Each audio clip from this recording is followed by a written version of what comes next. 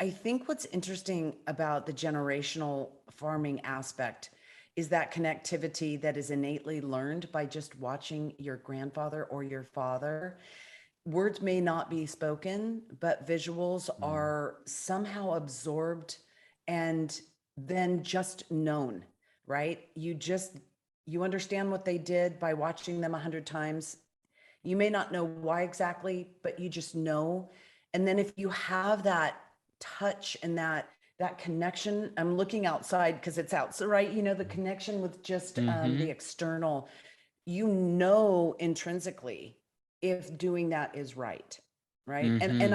I think that yes, you can learn that technically, but I also think there's such a gift in the generational farming aspect of farming in that you can learn that. And I think there's also in that a deeper connection to the roots of things.